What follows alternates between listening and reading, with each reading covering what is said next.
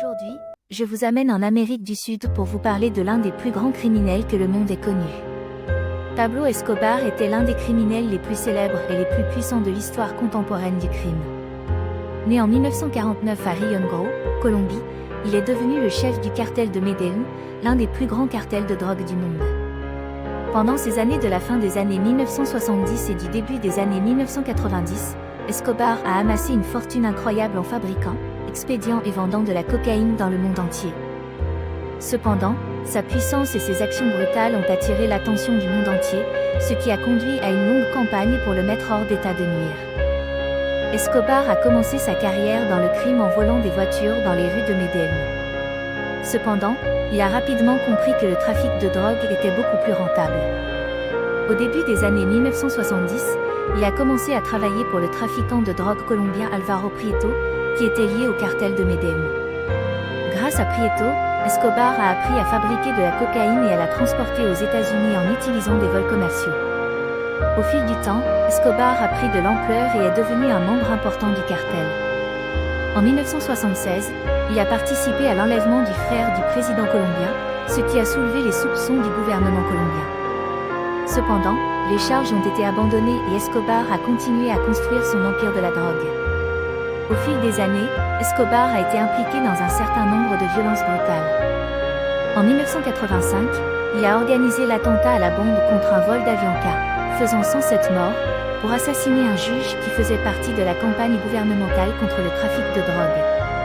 Il a également été impliqué dans l'enlèvement et le meurtre de plusieurs personnalités, notamment des journalistes et des politiciens. Cependant, la violence d'Escobar a atteint son apogée en 1989, lorsqu'il a ordonné la mort de Luis Carlos Galán, un candidat à la présidence qui s'opposait ouvertement au trafic de drogue. Cette action a finalement conduit à l'effondrement du régime d'Escobar, lorsque le président de droite César Gaviria est devenu président et a mis en place une politique de négociation avec les cartels de drogue. Peu après, en décembre 1991, Escobar s'est rendu au gouvernement, mais il a été autorisé à construire sa propre prison. Cependant, la prison d'Escobar était plus comme un domaine privé avec des équipements de luxe et des gardes à sa disposition. Il continuait à gérer son empire de la drogue depuis l'intérieur de cet établissement, avec un accès sans entrave aux visiteurs et à sa famille. Cela a finalement conduit à sa capture, en décembre 1993, lorsqu'un groupe de forces spéciales du gouvernement colombien a lancé une opération visant à le capturer. À la fin de sa vie, Escobar était l'un des hommes les plus riches du monde, avec une fortune estimée à plus de 30 milliards de dollars américains. Il a été tué par les forces de sécurité colombiennes sur un toit de Medellín en décembre 1993, mettant fin à une carrière criminelle qui avait duré plus de 2 décennies. Dans l'ensemble, la vie et la carrière de Pablo Escobar ont été marquées par la violence, la corruption et la criminalité. Son ascension rapide dans le monde de la drogue et son empire incroyablement réussi ont fait de lui l'un des criminels les plus influents de son temps, avec une influence qui s'étend bien au-delà de la Colombie et de l'Amérique latine.